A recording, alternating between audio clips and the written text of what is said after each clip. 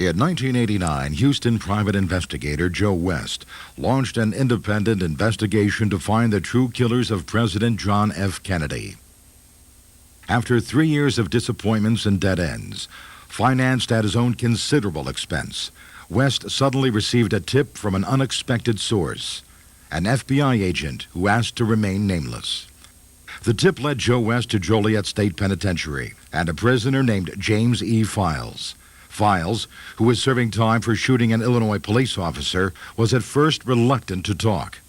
Slowly and meticulously, West established a relationship with Files.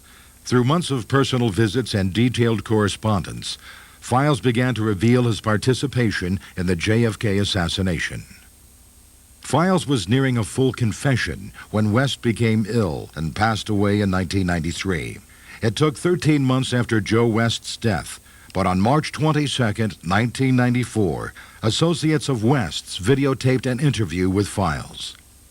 In the interview, Files admits to being one of the shooters on November 22, 1963. He also implicates organized crime members Charles Nicoletti, Johnny Roselli, and Sam Giancana. For the next 2 frustrating years, attempts were made to bring the interview to the public, which finally led this confession to us. We now present this document to you in its unedited form exactly as it was taped. The breaks in the confessions occurred at the time of the taping. Nothing has been altered. We now leave the judgment of James E. Files and his confession in your hands.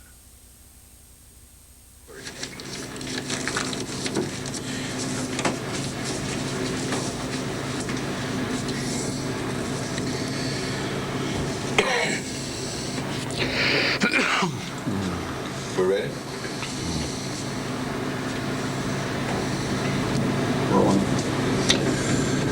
Please tell me your name. My name is James Files, and I changed my name basically at the end of 1963 for purposes of, let me rephrase that. I took the name Files in 1963. My real name is James Sutton. Say that again. My real name is James Sutton, but I changed my name in late 1963 due to the fact that at that time I wished to get married and raise a family. And what is your name now? Today I'm incarcerated. I'm under the name James E. Files. I have raised a family under that name, James Files. Did you change your names for any particular reason? I changed my name for a particular reason because I had been working with a radical Cuban group, and excuse me, what we wanted to do at that time was to protect my identity so they wouldn't know who I really was when I got married because of my family life. I didn't want anyone to retaliate on the things that we were doing. And so I took on a different identity that was authorized to me through a government agency. Were you ever in the armed services? I was in the 82nd Airborne. I went in 1959, state of entry, January. And in July 10th of 1959, I believe it was July 10th, we shipped out to Laos. I was 82nd Airborne. What were some of your duties? My duties at that time, we were working a special operations group to work with the Laotian Army in Laos at that time. And I was there strictly as an advisor on training with small automatic weapons, setting detonators, explosives, mechanical ambushes. And it was just a handful of Americans there working with the Laotian militia at that time. How long did you serve there? I was there through approximately 14 months. I was in Laos before I came home. You mentioned to me one time that you were in jeopardy of being court-martialed. Could you elaborate on that a little bit? I really don't wish to elaborate on that part of the court-martial. It had to do in the field, but not of cowardice. It was something that I did that the whole face of the Laotian Army. No problem. Could you tell me about how you first became involved in organized crime activities? Well, I first became, it's a strange way to start out, but I was racing stock cars and driving at a local track, and Mr. Nicoletti had taken a shine to my driving, and he'd watched me on several occasions, and he had asked me once if I would like to drive for him one evening, and I took him out and test drove his car that we just picked up, a brand new Ford, and he was pretty well pleased with my driving, and from then on I became more like an assigned driver to him, and I did several drivings for him on different jobs that he did. An up-and-coming figure with organized crime, and he was known as one of the local hitmen. And as far as I'm concerned, he was the best there ever was, as far as I'm concerned. What mafia family did he work for? He was out of the Chicago family. Who would have been the boss of the Chicago family? At that time, Tony Accardo. That's before Giancana or after Giancana? Tony Accardo headed it up, and then Giancana came after that. Giancana at that time was one of the underlings. I guess you might say he was one of the top lieutenants at that point. Things were handed out in different branches in organized crime, such as someone might handle the liquor license, someone would handle the loan sharking and the booking, and someone else would handle contracts for murder for hire, anything like that. James, where were you on November 22nd, 1963? On November 22nd, 1963, I was in Dealey Plaza. I arrived at Dealey Plaza shortly before 10 a.m. that morning. What was your reason for being there? My reason for being there at that point was to look the area over, and I had driven a vehicle down there, and I had taken several weapons to Dallas, Texas. For what purpose did you do this? I did this for the sole purpose for the assassination of John F. Kennedy. Who instructed you to do this, James? Tell me the story. Your own words. The story started back, roughly 6 months prior to that, when Mr. Nicoletti contacted me one evening, and I had met with him, and he instructed me that we were going to do a friend of mine, and it was more like a personal joke because I had never liked John F. Kennedy since the Chandler's Bay affair, which is known as the Bay of Pigs. Were you at the Bay of Pigs, Jim? No, I was not at the Bay of Pigs, but I had helped train several of the operatives that were involved in the Bay of Pigs. But when you say help train them, what do you mean?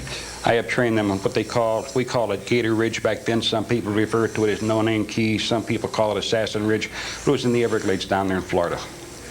And we worked solely with the Cubans at that time. We'd supplied them with weapons. And the weapons had come basically from the government, from the CIA. They had been heavily involved in that. And at that time, David Atlee Phillips was my controller.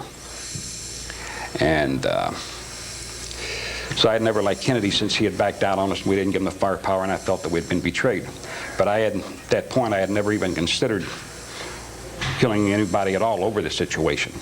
But when Charles Nicoletti told me that we were going to do my friend, I thought they were referring to a local party in town. And I said, why? I said, what the hell did he do? And he laughed. He says, no, not him. He says, we're going to do John F. Kennedy, the president. And I was a little bit shocked at first, but I said, hey, fine, great, it don't matter to me. And I was game for anything he wanted to do. And then we discussed it, and then he asked me what I thought about with Johnny Roselli working with us. And I told him, I said, hey, fine, I like Johnny, got no problems there. So you knew John Roselli before that day? I knew John Roselli before that day. How did you meet him? I had met John Roselli in Miami and discussed a few things with him, and I had met him through David Atlee Phillips. And David Atlee Phillips was operative for the CIA. And through time, everybody got to be fairly well good friends, but I grew up basically under Chuck's wing, Mr. Nicoletti's wing. And Chuck had told me we were going to do it. We'd first originally planned to do the assassination in Chicago, but a lot of people didn't like that idea. So then it was moved to another location. When you say we planned it, could you clarify we? Well, when I say we, I was just with Mr. Nicoletti. Whatever he said do, I would do. And when I say we, I'm referring like the only thing I did was just drive the car, whatever that they needed me for. And Mr. Nicoletti had asked me then at that point when we decided not to do it in Chicago and was going to move to Dallas, when John F. Kennedy had decided to go to Dallas, a week in advance I took the 63 Chevrolet that we had at that time, and I left and I went down a week early. I picked up the weapons from the storage bin that we had and loaded them in the car with everything I thought that we might need with a various assortment. And I left and I drove to Dallas. I stayed out of the place at Mesquite, Texas. And once I got there, I'd call back and notified Mr. Nicoletti that I was there and on the scene. And the following day, Lee Harvey Oswald came by the motel where I was at. They'd given him my location. And he took me out to a place somewhere southeast of Mesquite where I test fired the weapons and calibrated the scopes on anything that might be needed. And then he was with me for a few days in town there. We drove around so I would know all the streets and not know running any dead end streets if anything went wrong and we had to flee from the area. So Lee Oswald spent time with you. He knew why you were there. You knew why he was there. Lee Harvey Oswald knew that I was there, but I never told him why I was there. He would just come over and told us stay with me and to help me out and assist me in any way that he could. Lee Harvey Oswald and I never discussed the assassination of John F. Kennedy. I discussed that with no one. Because my part of it, I had no part of the assassination at that time. All I did was go down, take the car down, take the weapons down, clean the weapons, calibrate the scopes, make sure everything was functioning properly, and then know the immediate area surrounding Dealey Plaza back to the expressways and the other local highways that could be used as an extraction point to leave Dallas in case something should go wrong. At that point, I had no involvement at all in the assassination outside of that, just doing my little job that I had to do. Could you give me the exact chronology of what happened from the time you arrived in Dallas? You've already said that you went out and you test fired some guns and things. Take me back to maybe November 21, the day before, and just in your own words, tell me what happened from November 21, 1963, till the night of November 22nd, 1963. We go back November 21st. I had everything pretty well set up on my end of it as far as knowing the area, knowing the streets, memorizing a lot of the major points there in the intersection, crossing railroad tracks and trestles and things. I had the weapons prepared and ready to go. I had those installed in the car where I wanted them. Everything had been calibrated. All ammunition had been set and ready to use. And I got a good night's sleep that night, and the following morning, I got up early, and I went to the Dallas Cabana Hotel to pick up John Roselli. And I'm going to say somewhere shortly around 7 o'clock that morning, maybe a few minutes past 7. And I picked up Johnny Roselli, and we drove from the Dallas Cabana to Fort Worth, Texas, to a pancake house they had there, just off the major highway. And we went there to meet someone. I did not know who we was meeting, but he had already told me, Johnny Roselli said we was going to meet a man by the name of Jack Ruby, that he had some things that we had to pick up. And when we got there, Johnny Roselli told me, he said, I'm going to go in and sit in the booth. He says, you wait and come in later. He said, sit somewhere else where you can keep an eye on me in case something goes wrong. I want you to cover my backside. So I positioned myself after Johnny Roselli went in. I stood at the counter, ordered a cup of coffee, and sat there and waited. This one heavy-set gentleman came in, and he went over, and he knew Johnny Roselli, I assume, because they shook hands. They talked for a minute and sat down in the booth together. And they passed over, I'm going to say probably by 9 envelope, vanilla envelope that has material in it at that point. After a couple of minutes, he got up. They shook hands. He left. I went out into the parking lot. Sure the air was clear. Started the car up, pulled up by the door. Johnny Roselli come out and got in the car. I never met Jack Ruby, never said hello or anything. And Johnny Roselli got in the car with me, and we started back to Dallas. He opened the envelope up, and there was identification in there for Secret Service people.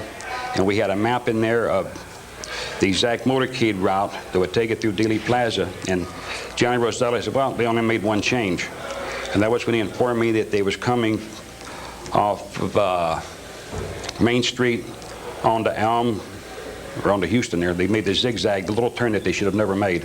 But when they made that, that was the only change in it. I drove him back to the Dallas Cabana. He went upstairs, and I waited for Mr. Nicoletti to come down. Mr. Nicoletti came down and got in the car with me, and we drove to Dealey Plaza. And we got to Dealey Plaza shortly before 10 o'clock. And from there, we parked the car. It had been drizzling rain that morning. It's kind of a cool morning out. I parked the car beside the Dow Tech building. Mr. Nicoletti and I got out, and we walked up and down the complete area of Dealey Plaza.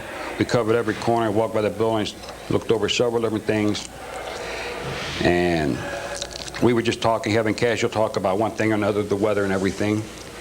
And at about 10:30, Mr. Nicoletti asked me how would I feel in supporting him and backing him up on this. And he told me I wouldn't fire unless it became extremely necessary. And I told Mr. Nicoletti, I said, Jesus, I'd be honored to do anything to back you up. And he asked me, he says, where would you, he said, where it goes outside, if you was to be outside here, he said, where would you position yourself at in Dealey Plaza? And I told him, I said, well, I said, from looking everything over and from walking in the week that I've been down here, I said, I think I would choose up there behind the tree behind that stockade fence on the high ridge by the knoll up there. And he says, why there? I said, well, I've got the railroad yard and back up in there. We've got a parking lot there. I've got a place to where I could stash whatever I would need. I said, and I can pass off myself off as a work in the railroad yard for the time being until that time comes. And nobody would really pay any attention to me. And he asked me then, he says, where do you think would be the best place for me? I said, well, I think the Dowtech building with the new change in it, I think the Dowtech building over there would give you the best advantage point there. And he said, I think so too. So we took a walk over, went through the parking lot over by the tracks, walked around through there, and he seemed pretty well pleased with that. And then at that point, it was about 11:10, he asked me what weapon would I choose to use over there. And I told him, I said, I would like to use the fireball. He says, why that one? He said, you've only got one shot. And I said, one shot's all I'm going to get anyway. If I wait until the last moment of firing, I may not fire. I said, and it's easy to conceal. I carry it in the briefcase, and nobody will pay any attention to him, and it's easier to walk away from there. And that's exactly what we did at that point. And shortly before noon, we went back to the vehicle. I took the briefcase out and turned my jacket inside out. I went back into the yard, to the railroad yard there. I secured the briefcase. And then I hung out back there, and I walked down on the grassy knoll. I looked things over. Nobody paid any attention. People were gathering. And shortly before the motorcade came, I went back up there and started securing myself in a better position so I'd be able to reach the attaché case at that point, the briefcase. Excuse me. And I knew once that I opened the briefcase up and pulled a weapon out, nobody's going to be looking at me. The motorcade would be coming, making its first turn, and I wouldn't have to remove the fireball from the briefcase until approximately they made the turn on Elm Street there. And I would have plenty of time at that point. And at that point, when they started proceeding down Elm Street, shots started being fired from behind, and I assumed that it was Mr. Nicoletti, because he was the one that was in the building, and I knew that Johnny Roselli was there. And I remember the shots ringing out, and even though the president was being hit with the rounds, I was considering it a miss because I knew that we were going for a headshot on the president. And I had known he had been hit in the body, but I didn't know what part at that time. And I seen the body lurch, and I saw the body lurch again. I heard another shot that missed, and we were supposed to hit no one but no one but Mr. Kennedy. And I guess Governor Connolly got hit with one of the rounds at that point. And I wasn't even sure of that because I was keeping Kennedy as best I could in the scope on the fireball. And when I got to the point where I thought it would be the last field of fire, I had zeroed in to the left side of the head there that I had, because if I waited any longer, then Jacqueline Kennedy would have been in the line of fire.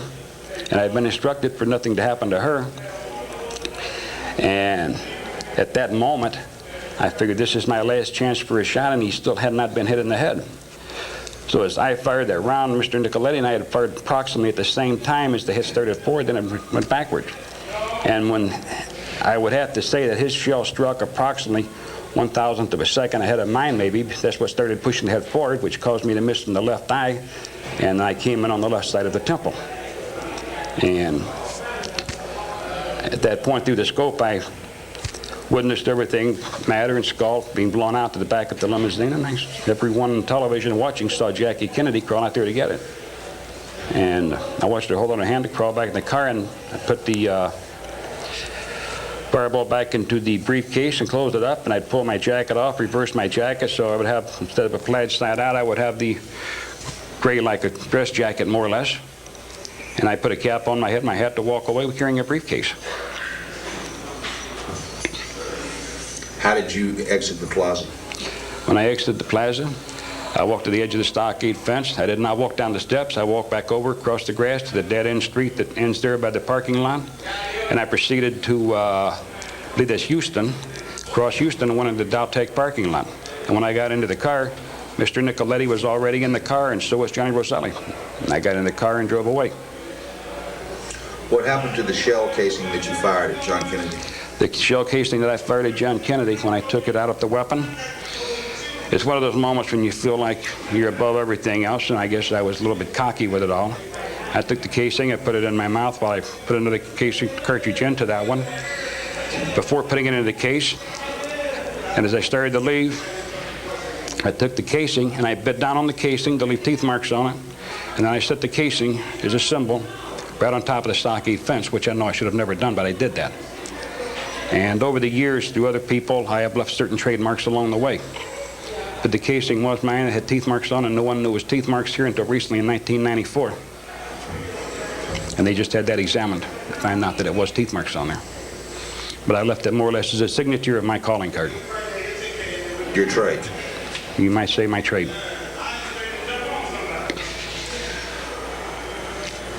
How did John Rosselli and Charles Nicoletti get into the Daltex building?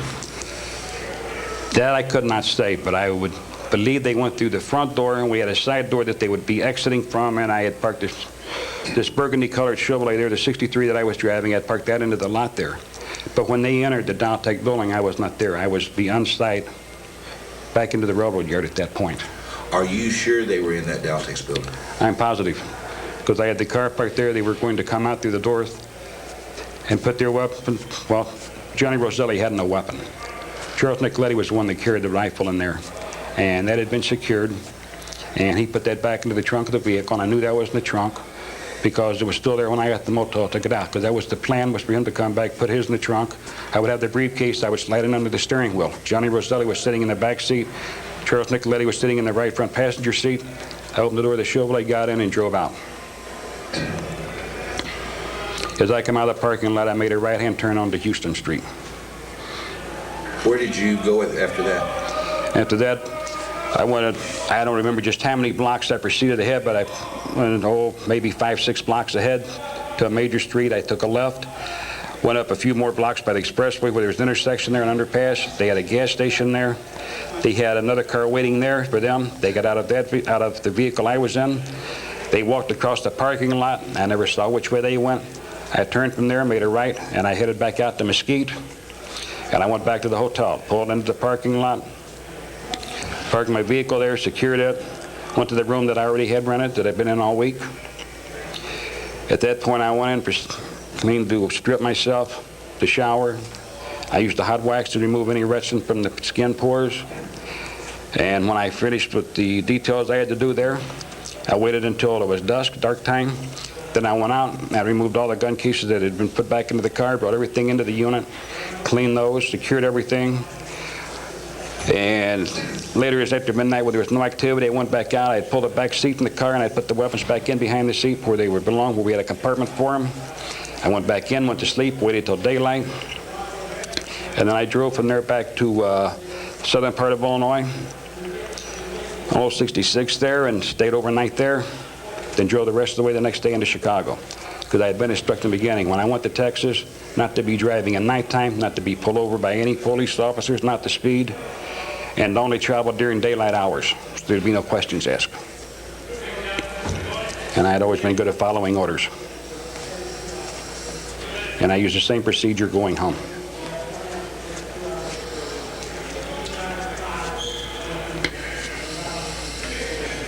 Let's stop for a second. For these people here, in the beginning, I couldn't get nothing done. They were all down on me because a cop got shot.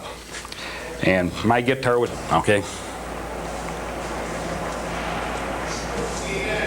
Good. Roll. Good. How much money were you paid for your participation on November 22nd, 1963? Well, the money that I received for that job in Dallas, I'd never asked for a specified amount. I'd never even asked for any money. I was just honored to do it with Mr. Nicoletti. But I had received $30,000 a short period thereafter. I remember there's 2-3 weeks went by, maybe a month even, before I met him one evening. He gave me an envelope, and I asked him, I said, "What's this for?" And he said, "This is for down in Texas." He said, "You did excellent." The only thing he did, he criticized me once. He asked me, he says, when I left Ely Plaza that day and got in the car with him, he says, "Don't you think you overreacted?" And I says, "What do you mean?" He says, "Maybe you shot too fast." Because I know they didn't want a shot coming to the front. They tried to put everything from the back side. And I told him at that point, I said, well, it's my last chance for the option. I said if I didn't fire at that point, I couldn't fire without endangering Jackie. Jimmy and Joe West notes and in Don Irving's interview notes with you, and in what you told me before, you told me you received 15,000. 15,000. You just said 30. I just said 30. How much did you receive? All totaled, it was 30. I didn't want to say to you, I'm telling you the truth. I got 30,000 on the first part. I cut it in half from the beginning at 15 because there was an awful lot of money back then, and I didn't really think it mattered that much. And I didn't really plan to tell what money I got to it until I talked to Joe on that. But the total figure was 30. Okay. I just want to clarify. I'm clarifying everything now. We've been playing straight That's the ball ever only since. difference you've ever told me right there. Well, in the beginning, I said 15 because I didn't think it mattered that much what the amount was. But since we've been playing square ball with everything else, and I've given you everything that I have, I'm not going to go back on that part. I'm just going to give you the actual figure, and that's what it was, and I never received no more, no less. The next money I received after that was for something else that we had done.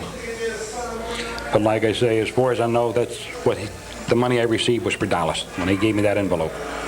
Because I never took checks. He gave me cash, and I usually got money every other week from him just for local work around town. When did you first meet Lee Harvey Oswald? Excuse me. I first met Lee Harvey Oswald in, God, it's back in early '63. We were running weapons down to, I believe it was '63. We were running guns down there when I first met him, and I met him through David Atlee Phillips. And Lee Harvey Oswald and I had never been friends at that point or anything. We became more friends that we in Dallas together.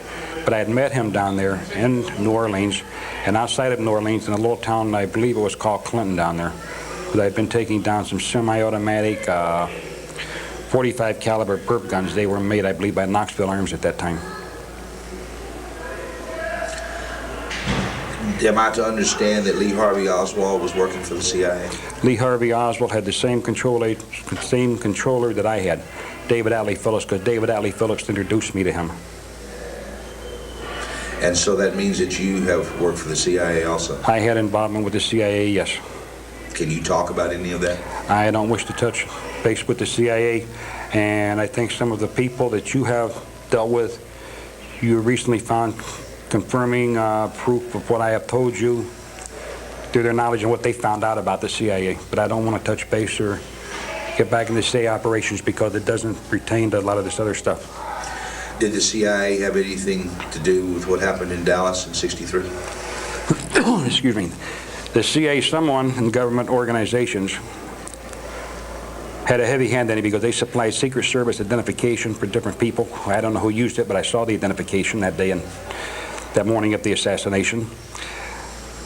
But David Atlee Phillips had given me the Remington fireball at that time back then, but not specifically for Kennedy. He had given me that weapon, and it had been used prior to the assassination of John F. Kennedy when we had did some other work.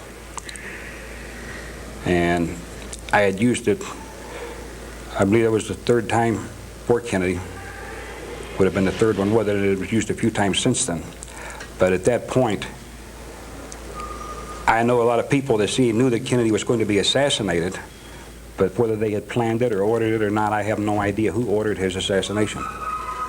When you were in Dealey Plaza, did you see any other people there that you recognized that may have been involved with the mob or either with the CIA?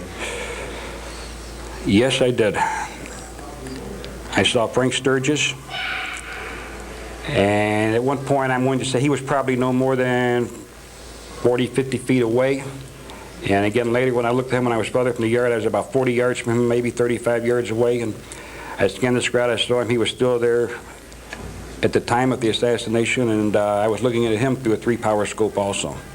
But I scanned the crowd to see if he was still there, and he was there. Anyone else that you recognized?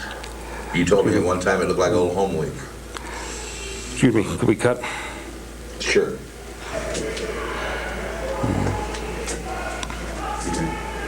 Did you see anybody else there you recognized? Yes, they had Eugene Brading. He was there. James Braden, some people referred to him as, but I knew him as Eugene Braden. Why was he there? That I have no idea. I never talked to the man there, never discussed anything with the man. But I know that he had been there with Johnny Roselli and with Charles Nicoletti because he was at the Dallas Cabana that morning, and he had been out front talking to John Roselli. when I pulled up in the Chevrolet. Why was Sturgis there? I have no idea. I never discussed anything with Sturgis, but I knew him very well, and I know it was him. Did you ever see Sturgis with Nicoletti or Roselli, or was he involved in planning in any way or anything? As far as I know, Frank Sturgis had no involvement in the planning, and I had never saw him speak with Mr. Nicoletti or Johnny Roselli that morning, although Sturgis did know John Roselli, but they wasn't together that morning to my knowledge.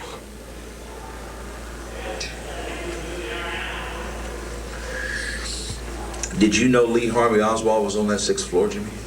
No, I did not know he was on the 6th floor. You got to say it. I did not know Lee Harvey. I did not know that Lee Harvey Oswald was on the 6th floor at the book depository that morning.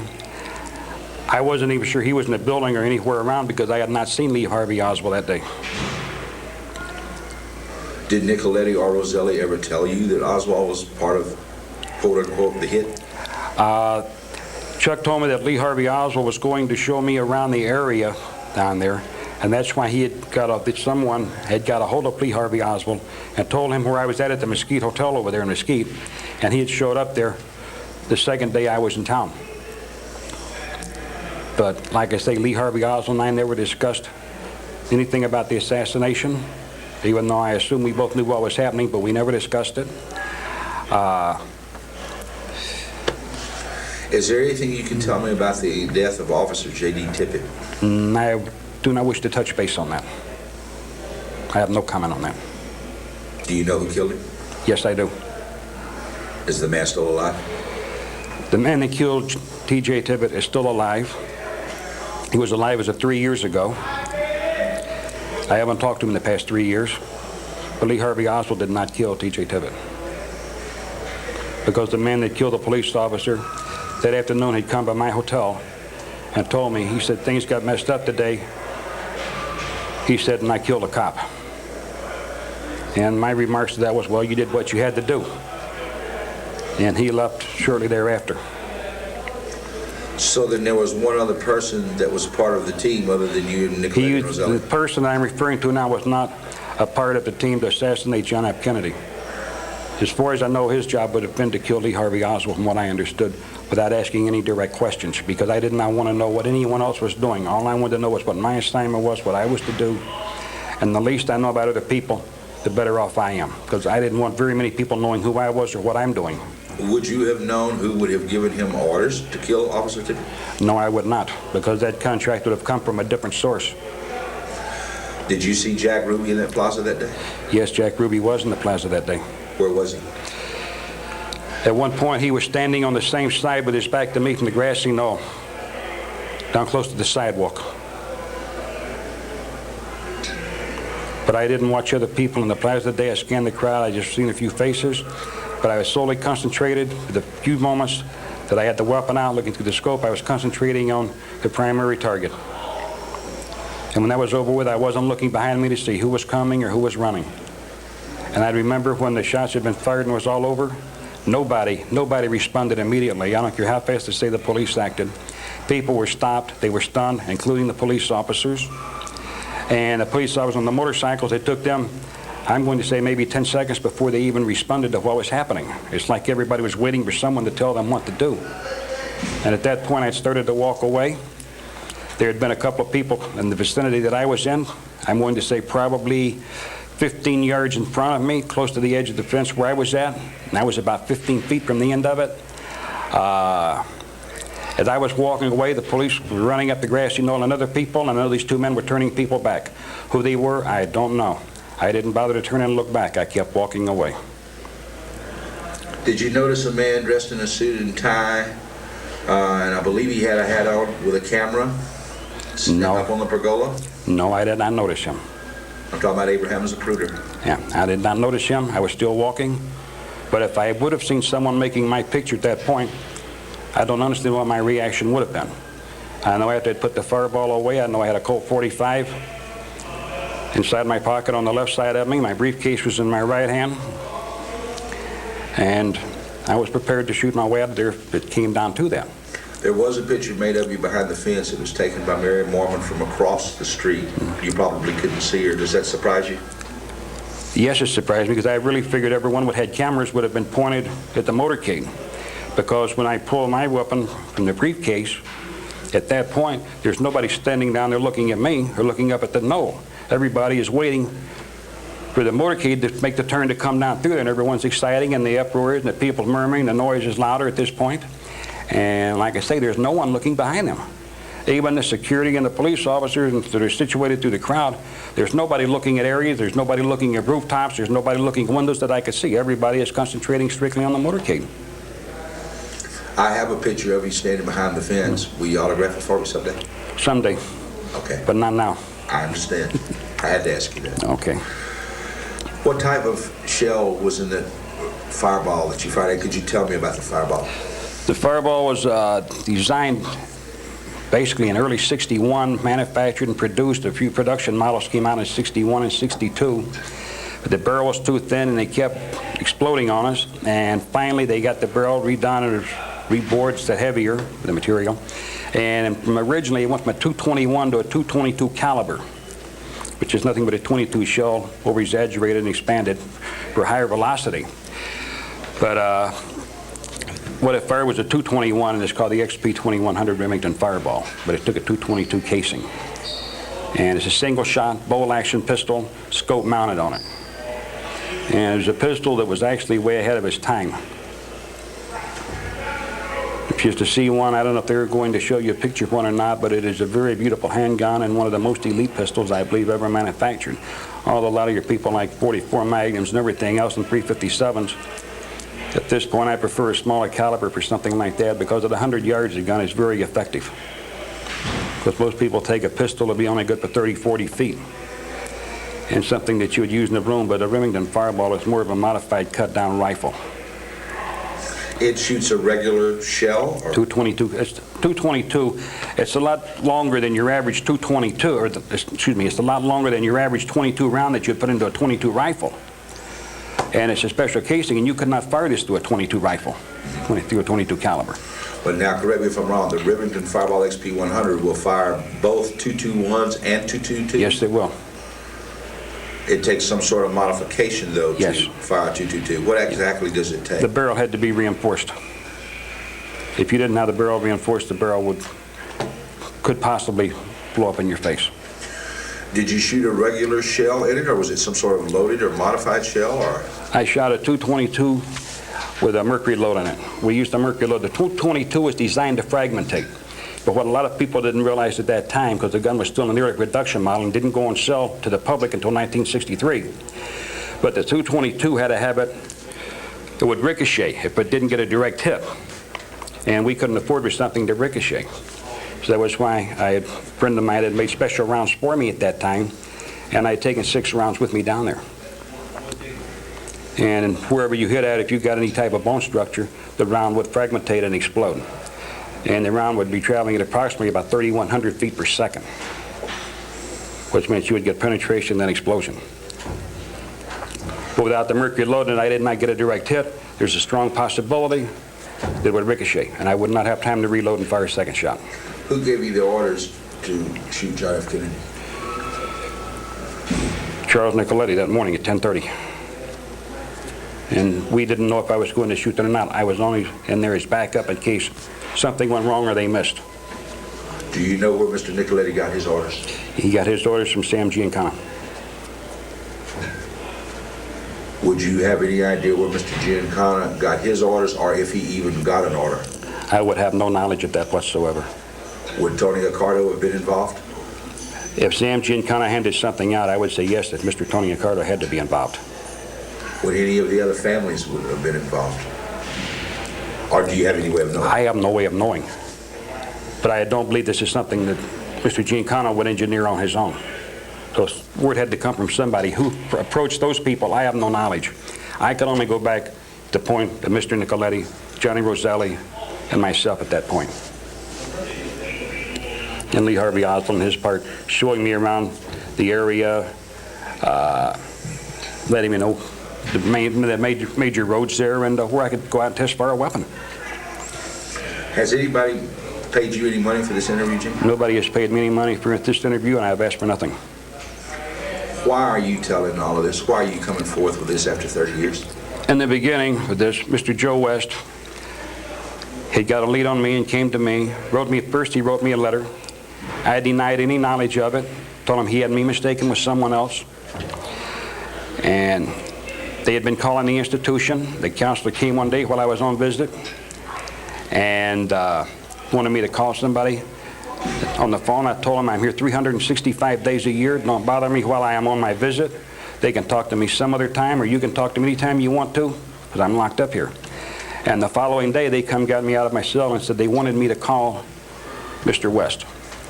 And at that point, I called Mr. West, and I told him at that time, I said, Mr. West, you have approximately 3 minutes to convince me why I should even talk to you. That's exactly what you said. And those were my exact words. I heard the tape. And Mr. West started talking to me on the phone, and he started touching personal points. And the phone calls in the prison are all recorded. And I told him, I said, whoa, stop. I said, Mr. West, if you wish to see me or talk to me, come see me. I don't want to talk on the phone no more. Mr. West immediately, therefore, came to visit me. The first day, him and I sit and we talked basically about weather, sports, about a lot of other things, because I had refused to discuss the Kennedy assassination with him. He came back the second day. I felt more comfortable with him. And he explained to me that he was getting the case reopened, and he was taking it back to trial, that he wanted JFK's body exhumed. He had the petition for exhuming the body. And so he wanted to have me subpoenaed to testify in court if he could get the trial or get the case reopened. And excuse me.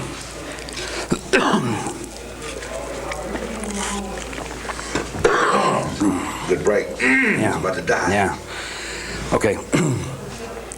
At this point, I told him, I said, if he could get me immunity, I said, I can't talk about it for the simple reason I'll be facing criminal charges. And he told me that he had an excellent attorney, and what they would do is they would try to proceed to get me immunity so that I could come forth and talk if I was subpoenaed. And at that point, we said we talked for a while, and I agreed that I would testify and come forward if they got me the immunity. Things didn't go accordingly as planned, and I don't know how to say a lot of it, but the government went around the proper parties, and they came to visit me, and we had a situation that I don't want to touch base on at this time, and my life has already been threatened over this whole mess, and I'm giving this tape right now, and I don't want to be identified at this time, but I'm not coming forward for any patriotic causes, but I'm coming forward on it because of Mr. Joe West himself. Who has threatened you, Jimmy? I have been threatened by both organized crime and by the government. Can you identify the people of the government who threatened you? I wouldn't do that because I've never given up anyone in my life, and I won't start now. If they wish to kill me, then I have to accept the fate that comes with it. But I will not finger point anyone or anything like that at this time. Has the FBI been here to visit you? Yes, the FBI was here to visit me. And the FBI has tried to discredit me on a lot of things. But people that you have conversed with that has things, and I've given you information not to put anybody in prison. I've given you information on special operations that was carried out by the government that no one could have possibly known about outside the agency itself.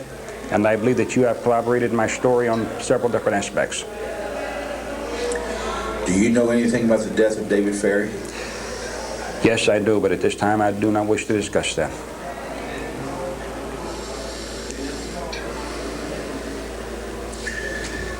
What? Move that mic over just about 6 Mine or his? Yours. Which way do you want to go? To the left. My breath is getting it now. Just move Like that? Stand if you would. Like that? Just a hair more. When we start talking about people dying, we're talking about murder, and we're talking about a crime that has no statute of limitations on it. And as long as I have no immunity, there's not much that I can say about David Ferry or a couple of other parties that I have been asked about. Well, then obviously you know who killed David Ferry. Obviously, yes, I do know who killed David Ferry. He died of a severe brain hemorrhage, but the severe brain hemorrhage was brought on in a specific way. And if they was to examine, they would find out, and I have already stated at one point, where the tear in the tissue became after the severe brain hemorrhage. And I've waited for somebody to confirm that. I'm working on it. What's your really inner feelings about all of this, Jimmy, as a person, as a human being? As a person, as a human being, I just want everybody to forget about me, put it all behind me. I'm sorry anybody ever caught up with me or found out who I was or what my involvement was. Why did you open up to Joe West? Joe West is the type of person You have to meet him and talk with him to really understand the man, but he's somebody that, just somebody that you like and you respect, and you're willing to do what you can to help them. And I've given Mr. West more than I've ever given anyone else in my life. And why? I don't really understand, except he's just that type of person. He has a magnetism about him. Joe West is a great man. I knew him a short time, but the time that I've known him, I felt like I knew him all my life. And there was only two other men in my life that I really treasured and valued. One was Mr. Nicoletti, and the other man is still alive, and I can't use his name. But he's in his 80s. But he's a wonderful man, and I would do anything either one of those men ever asked me to do. And when I say anything, I mean anything and everything. Do you have any remorse about what happened in Dallas in November of '63? It's hard to have remorse for something that has been done for so long ago, and at that time everyone felt was right. And if I didn't like someone, how could I have remorse for someone that I didn't like? So you felt personally that Mr. Kennedy should have been taken out? Oh, I felt that all along. But my reasons was specifically because of the Bay of Pigs. But me and a lot of other Cubans felt that way. Because we felt betrayed. By John Kennedy? By John F. Kennedy. We had airborne waiting to go in. We had battle wagons ready, and they got no support whatsoever. They got slaughtered. They went to prison. They were captured. They were killed. They were punished, tortured. That's because Mr. Kennedy the president wouldn't give his word to go. And all he had to do was give the authorization. And the Cuban deal was all over. It was ours. But he took it from us. He had the power to say yes or no, and he said no. He vetoed it. Did you ever know a man named Richard Helms? Yes, I did. Deputy Director of the CIA. Did you ever know a man named Allen Dulles? I knew who he is, but I never met him personally. Did you ever know Antonio Viciani? Yes, I did. I consider him to be a good friend of mine. And to my knowledge, Antonio Viciani was not involved in the assassination of John F. Kennedy. Whether he had knowledge or not, I do not know, but I know he was heavily involved with the CIA and many other operations, certain groups, from the old White Hand all the way through Alpha 66 to the different groups we had. Was Mr. Helms involved?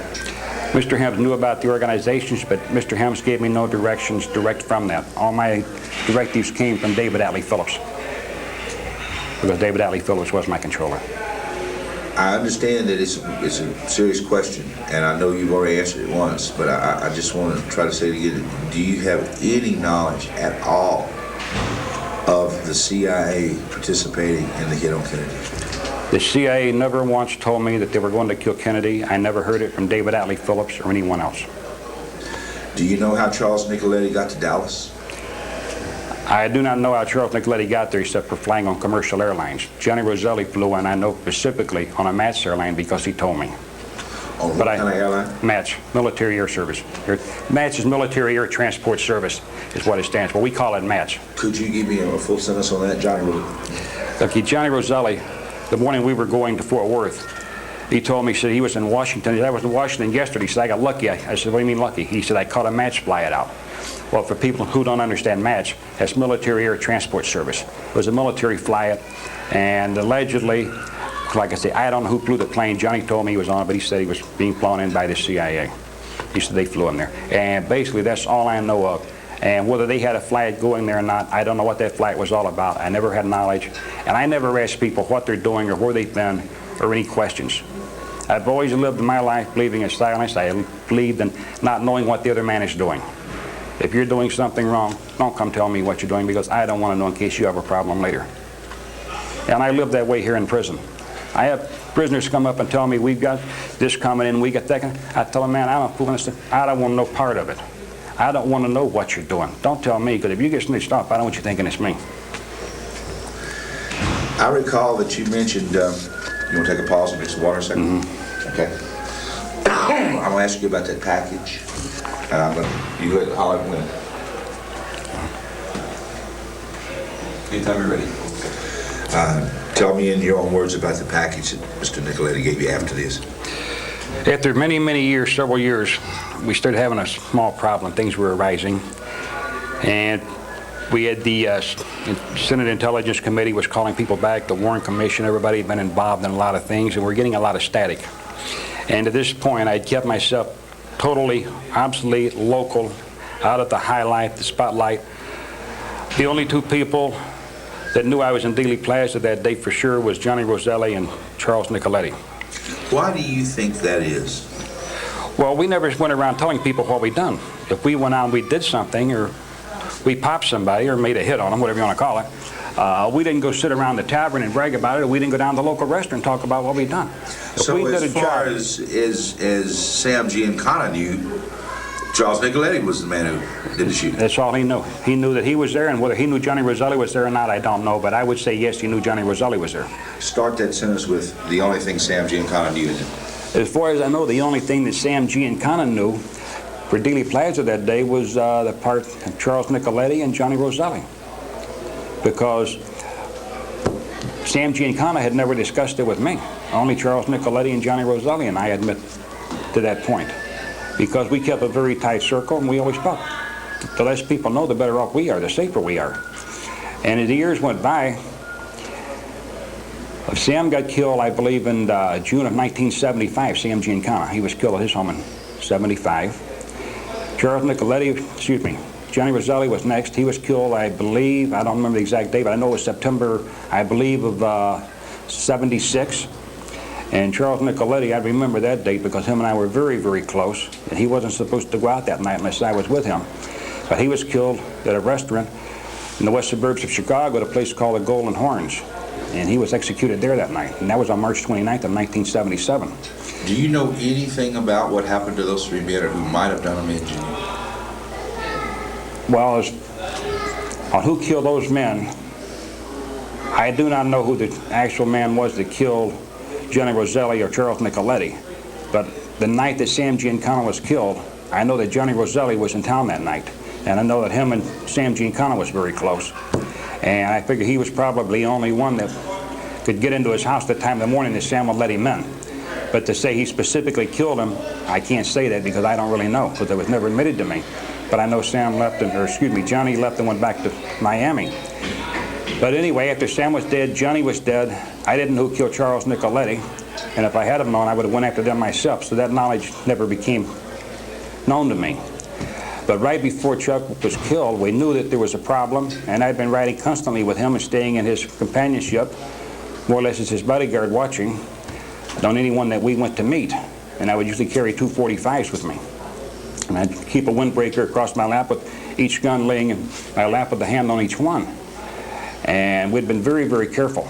And approximately 2 weeks before his death, he had given me a package and told me, he says, put this away. He said, someday you might need this. He said, there may be people looking for it. He says, do not let this fall into the wrong hands. Well, I took the package and I put it and wrapped it into cheesecloth and put some plastic around it and put it in a little metal box, and I went out and I buried it, put it where no one would find it. And I'd left it there. After his execution, and he was killed on March 29th of 77,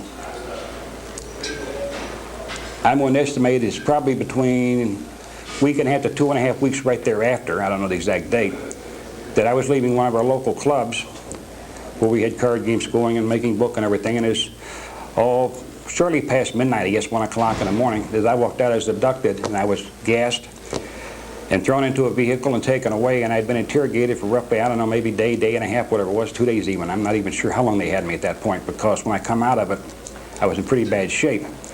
But I had went through a very rough interrogation, and I knew it wasn't the outfit that did it, because if there was any doubt there, they would have killed me. So I figured it had to be a government agency that had picked me up. And they wanted the notes and the books and the diary of Charles Nicoletti. And I never gave it to them. And I was thrown from a car, left stripped, my legs and hands still bound behind me. I was picked up at one of the suburban towns of just west of Chicago. And the police recovered me, took me in, and then that family had been notified, and they wanted to take me to the hospital. And I didn't want to go to the hospital. And I went home, and I had my right-hand man come over at that point and stay like at the house with me, because I couldn't even get up and walk to the bathroom. He had to pick me up and carry me anywhere I went. That's how bad shape I was in. And at this point, my wife had already thought that I was dead, so had everybody else in town when I had been picked up and carried away that way. And as soon as I was able, I got up and made sure I wasn't being followed or watched by anyone. I went and I dug the package up. And the package that was there was identification for Secret Service. In that package, there was his personal diary that he had made a lot of notes on, things that people that had been killed over the years. And there was also the map that Johnny Roselli and I had received that morning in Fort Worth, and the man that was supposed to be Jack Ruby when we had met over there and he had gotten that package. That map was there. And I destroyed that at that time because I knew then that somebody was really after it and wanting it. But you kept Nicoletti's diary? Yes, I still got that. Can you tell me anything about its contents? No, I won't get into that because we're getting involved in organized crime and I will not do anything to hurt anybody, anywhere in that branch. This way, the only thing I'm seeing here is Charles Nicoletti is now dead, so is Johnny Roselli and Sam Giancana. I can cause them no harm. But I will never, ever put a man in prison. I would not give anyone up right now for my own freedom. And that's how I stand. And that is how I will live by it, and I will die by that standard. Jimmy, you lived around death and crime all your life. How do you feel about death? How do I feel about death? To me, it's just another new adventure. Don't get me wrong, I'm in no hurry to die. When the time comes, though, I will accept it. And I've looked at death several times in my life. I have had people from the outfit, the police officers, put guns to my head and threatened to kill me. And I've looked them in the eye and told them to shoot. And a couple of them, I told them they didn't have the balls to shoot. And a couple of local cops, they come to my home one night and surrounded my house, took me out. After working me over severely in the front yard, took me down to the railroad tracks before they took me to the station house. Took me to the railroad tracks, driven me out of the squad car, handcuffed, put a gun on my head and told me, "You piece of shit, we're not taking you in, we're going to kill you." And I told them, "You ain't got the balls to do it." Obviously they didn't. And they didn't. They took me on in. My wife was waiting at the precinct station. The lawyers were there. And I was released approximately 45 minutes later. Jimmy, is there anything else that you want to say from your heart about what has occurred in your life, or particularly about the River of 63? Is there anything you want to add or you want to say personally? No. I've lived a good life. Did a lot of things, more than probably any 100 men has. But I've lived my life, and I can't look back and say, well, I would change this or I would change that, because I wouldn't. When people see this interview on television, what do you think people will think? Most of them, I don't think they'll believe me.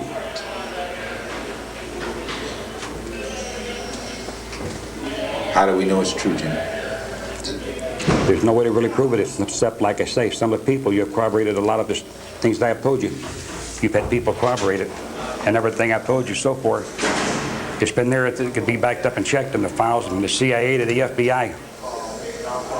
And I want to clarify one thing. I've given you nothing on organized crime, on anything they've ever done. And I will never do that. And I am not a member of organized crime. I have never been a member, but I've had a lot of close associates with organized crime. Where were you born, Jim? Excuse me, cut. Just let it roll, we're okay. I was born January 1942, Alabama. You're a Southern boy. Southern boy. But I was taken from there at a very early age, and I grew up as a child on the streets of Chicago. And I love Chicago. I grew up in an all-Italian community. When we first moved in, I was the only kid on the block that couldn't speak Italian. Everybody spoke Italian. Hardly anybody spoke English. But I ran with them. We finally started communicating, and I would live in their homes with them, eating stuff that I had never even seen or heard of, and they would come to my house and eat things that they had never heard of, such things as black-eyed peas, cornbread, biscuits, red-eye gravy, and things like that. And to me, I loved the pizza, and I loved the pasta, the meatballs, and everything. I thought it was great. So it was something that we shared, and we all got along good. In the beginning, we didn't get along, but after they beat me up a few times and found out that I couldn't be discouraged, and I kept running back to them, we finally got to all be good friends, and we grew up together. And as a child, as a kid, I don't think I was probably more than 10 or 11 years old. I remember on Saturday mornings, I'd be sitting out front of the deli, and one of the old-time gangsters used to come along, Guy Cerrone, great man, come up in this big old black Cadillac, and Me and my little Italian friend would be out there, we'd be shining the hubcaps on his car and wiping it down with our big towels, and then he'd come out, he'd usually throw us a $5 bill. And back then, that was a lot of money. And we thought we were really somebody just because we knew those people. And as we grew up, and we started getting into more trouble our own self. Is that how you more or less got involved in working with them? That's how more or less people knew that when I got caught, I didn't tell on nobody. And I had a good name for being stand-up around town, even early as a kid growing up as a teenager. Wild, driving fast cars, riding motorcycles. I had my first car, I think I was just turning 14. Did Charles Nicoletti know your background in warfare and in shooting? And yes, he did. Because after say it by starting with Charles. Charles Nicoletti knew of my background. He watched me around town as time passed by, running around the cars and stuff. He knew I had been into the service. He knew I was familiar with weapons. And I came back from Laos. I did 90 days in the hospital, being evaluated. And the day I walked out of there, I was recruited by David Atlee Phillips. Showed up that day as I walked out of the hospital. And my first assignment with the agency was after I had been shooting in Laos and made my mark there. They thought that I could be of use to the agency at that point, and I was training some Cubans at that time. And that's when I first got involved at Chandler's Bay, the Bay of Pigs. And after all that blew up and went down, and everybody got their face dirty, and the CIA got dirty in the Bay of Pigs and things, I was home for a while, and I started racing stock cars. And Mr. Nicoletti took a shine to me. He'd watched me race cars, and you know, I was up and coming, knew my involvement with weapons, but he wasn't concerned about my weapons in the beginning. He was only concerned about my driving ability. And I admired him, and to me, he walked on water. I got to tell you, I love the man. He was one of the two greatest men I ever knew. What kind of guy was he? He was very well-spoken, well-mannered, quiet. He didn't swear. There was no profanity in the man. I probably only heard him swear maybe twice in my whole life, and that was at the FBI. They had us under surveillance a couple different times. And he was very quiet, but he was also very deadly. It's like a rattlesnake, you might say, without the rattlers. And you never knew when he was going to strike. What kind of guy was Roselli? Roselli was, he was flashy. Did a lot of talking. He talked too much. They used to bother me. But he was one of those guys, he liked to flash. He flashed the money. He dressed nice. Mr. Nicoletti dressed nice also. But Mr. Nicoletti did not flash in the same style that Johnny Roselli did. There's much difference as night and day. Johnny was loud, boisterous with everything. What kind of guy was Sam Giancana? Sam Giancana was a wonderful, lovable old man that was quiet, anybody's grandfather. I mean, he was great. But boy, if you got him riled up, it's like with a little terrier bulldogs getting a hold of you. He could just tear you up. He was good. I respected him a lot and everything else. But I didn't, Sam Giancana, I didn't work for him. He never gave me no orders, never told me to do anything. The only ones I took orders from was from two people. One was Charles Nicoletti, and like I say, the other man is still alive, and I want to identify him. What kind of guy was David Atlee Phillips? David Atlee Phillips was a cool character, very good-natured. I guess I put him through a lot of paces because I couldn't understand his way of thinking in the beginning. But he used to tell me at that time that he could kill more people with a typewriter than I could kill with a machine gun running around trying to shoot everybody in the world. And I couldn't believe that. I couldn't understand it. And as time went by and me knowing David Phillips and starting to listen after he grabbed me, shook me around a couple of times, he got me to pay attention to what he was saying, and I got to thinking, I realized the man was right, that there's more to things than running around with a gun. There's your psychological warfare. And what you can do with a piece of paper, writing a newspaper article and confusing people in different countries, and even here, I mean, it's just people believe what they read, more or less. Basically, it comes down to the newspaper. And now that they hear it on TV, they really get into it. What kind of guy was Lee Harvey Oswald? Lee Harvey Oswald, everybody plays him up to be a nut job and everything else, but the man was very intelligent, had a very high IQ. He was very quiet, self-centered. Lee Harvey Oswald was not a boaster. He was not a party man. He didn't run around drinking or cabareting or none of those things. Lee Harvey Oswald led a very close and self-secluded life. And for the people, a lot of times, what they've said about him is totally untrue. What do you think his part was in that plaza that day, Jimmy? I think his plot was to plant evidence to mislead everybody. And I don't believe that Lee Harvey Oswald had any inkling that his life was in danger whatsoever. How many shots do you think he fired?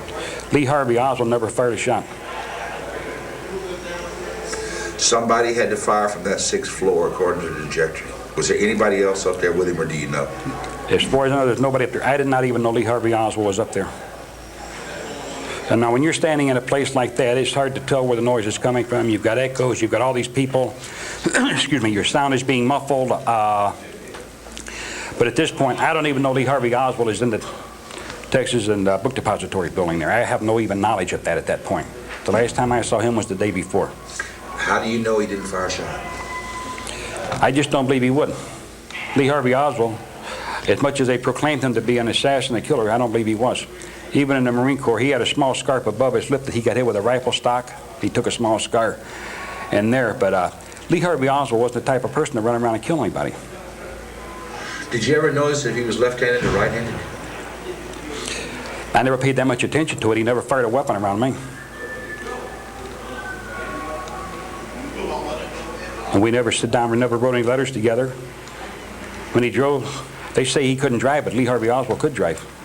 He didn't have a driver's license maybe, but the man could drive. Hell, he drove military trucks even.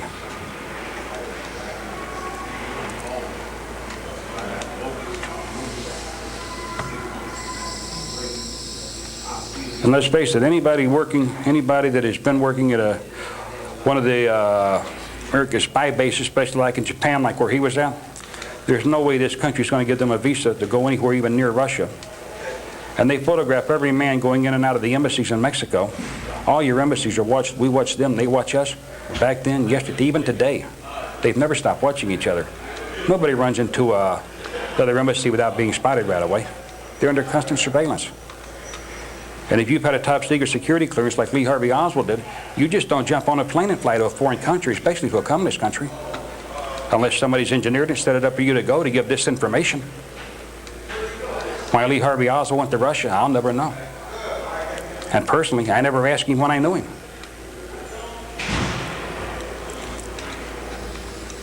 They used to have an old saying, curiosity killed the cat. All my life, I've never been curious. I've never asked people who they're dealing with or what they've done. What do you feel about your place in history? I don't even want to be remembered in history. Why? For what? I'm nobody. Who am I? I'm nobody special. I did a lot of work. You're the man who killed John F. Kennedy. Not necessarily. I hit him in the front. He was shot in the back also. I was just one of the two men. But other figures have been killed. Other political people in other countries have been killed. We've had gangsters killed in this country. I never chose the people to be killed. Somebody else elected John F. Kennedy to be killed. Whether it was a politician to be killed or whether it was a mob figure to be killed. I never chose the figures. Somebody else said they was wrong, said they did wrong. Just followed the orders. To me, it was like taking out the garbage. That's a good line. Did you think, or have you ever thought about the fact that if you hadn't fired that shot, that Oswald may still be alive? Or Tippit? Or does it matter to you, Jim? That doesn't matter to me, but as far as that goes, if I hadn't have fired the shot, Kennedy would have been killed anyway, because the last shot from Nicoletti caught him in basically the left side of the skull from the back to push the head forward. So, basically speaking, he would have been killed either way. But I had waited till the last point for fields of fire for me before Jacqueline Kennedy would become in the line of fire. If I don't take it at this point, I'm losing my last chance for field of fire. Then I don't fire at all. And then if Nicoletti hadn't have fired, and neither one of us fired, he might have lived. Then the job wouldn't have been done. Can you show me exactly using your finger where you shot at President Kennedy? On whose face? On yours. Just say my shot, you know. Well, looking at the man would be to his left side for me. But if you're sitting in his position, then it would be on his right side. And it would have came in through on his head, it would have came in here and exited out the backside. And I would have measured at that point that 60% of the skull in the back of his head had left upon the impact. How can you measure that? Well, if you've shot several people in the head, and I was known for headshots, not just on that, but I'm talking about prior to that and in the service, on things that I had done. After a while, you get to know in the back of a skull it's going to approximately how much is missing. Jimmy, in all your years in the service and all the activities you've been involved in. My military service wasn't entirely that long, but my involvement with government agencies became overextended after a while. In all of your years in organized crime and participating in and around death, murder, guns, etc., do you have any idea of how many people you've killed? Yes, but I will not say.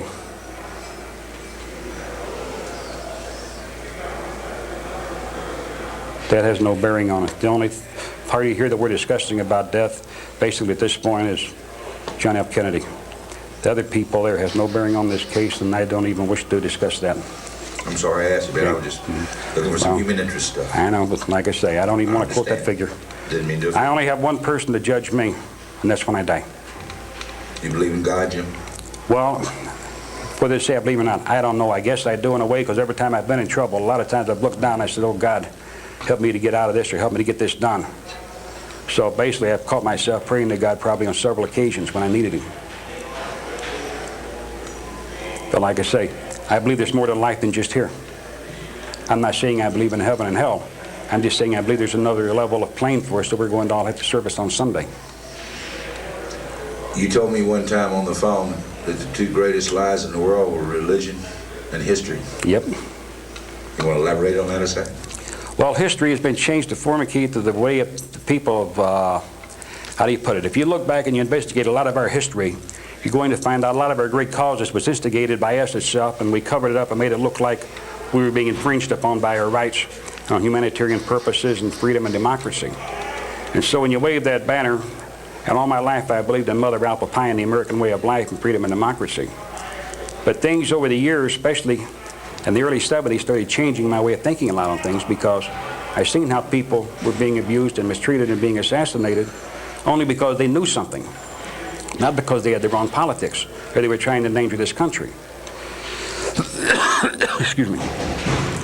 And religion has killed more people than all the wars we've ever had. People die every day in the name of religion. They started out that way in the beginning, and it's still that way. Nothing has ever changed. Because everybody wants to say one person's religion is better than the other one. And the Irish fighting each other over there, the Muslims, to the Serbs, the Croatians, you name it.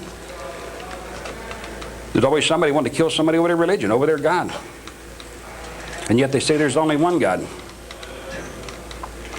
But I don't want to elaborate on the Bible or get into it, because that only creates too many other things going, and it leads one product to another product. But I try to stay away from religion. I try to stay away from history as much as possible. The only interest to me of history is if I was going into another country or if I was going to do something, I wanted to read about them and know about their culture. I wanted to know what their beliefs were. And I wasn't interested in the beginning of their time. I only wanted to know about the last 10, 15, 20 years of how their government had been run and what their politics were. That's all I was interested in, or what religion was the strongest religion in that country, and how I could deal with that situation. Because I could learn more from knowing that country than I could from everybody telling me what everybody thought about it. Jimmy, if today was November 22nd, 1963, and you were standing in Dealey Plaza right now, would you kill the president again? If I was under orders, or if I had been asked to assist, I would do just like I always did. I would follow orders. I never disobeyed an order.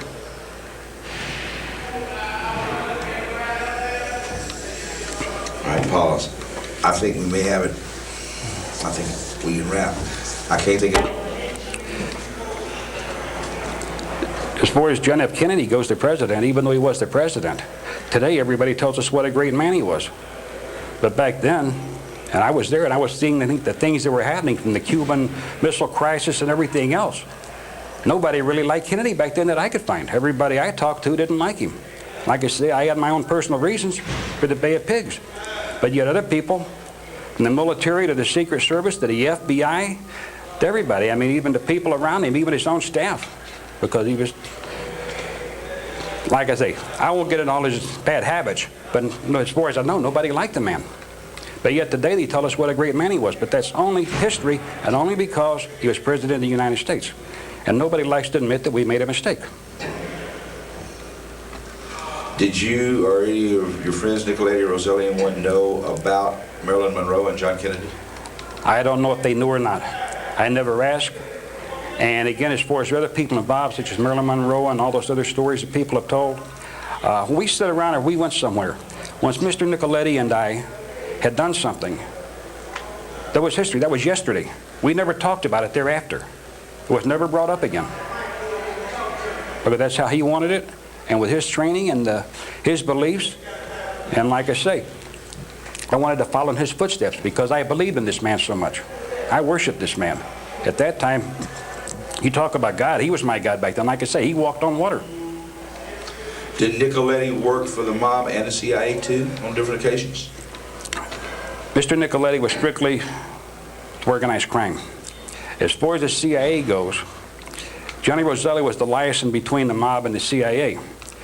And Nicoletti had talked with him a few times, but this is what got Nicoletti killed, I believe, was the involvement when he started talking with the CIA or the Secret Service or whoever had talked to him, and he was being called back because I think they killed him the day before he was to appear at the New Intelligence Hearing Committee or whatever it was they had going, because somebody was afraid he was going to talk. And it broke my heart afterwards when somebody told me that Mr. Nicoletti had talked and that he was dirty, because I found that hard to believe. And I always felt if Mr. Nicoletti was dirty and if he had been giving people up, I felt he would have given the diary up. He could have made a deal for his own life and for security and protection. And he didn't. He died. And we knew that he was in great trouble at that time. I didn't really understand the depth of it because I did not believe that the man would give anybody up. Now, I don't know who killed Mr. Nicoletti. I don't know whether the organized crime family did it, or I don't know whether the government killed him. I have no knowledge of who killed him. Like I say, if I had known, believe me, I would have been hunting them down. And I would have died trying to get the people that got Mr. Nicoletti. So the U.S. government will kill people? Definitely. Say it. The U.S. government will kill people. That's definite. There's no problems. There are no questions. He's not the only one they killed. But like I say, if they killed Nicoletti, I don't know for sure. I don't know who killed him. But if I did know, I would have put an all-out effort. And there's only one thing in my life I have ever feared, and that was failure, to complete an operation that I had started on. And like I say, when I say I love Mr. Nicoletti, not as a man and a woman, but I loved him as a protege, as a father, as a brother, or whatever.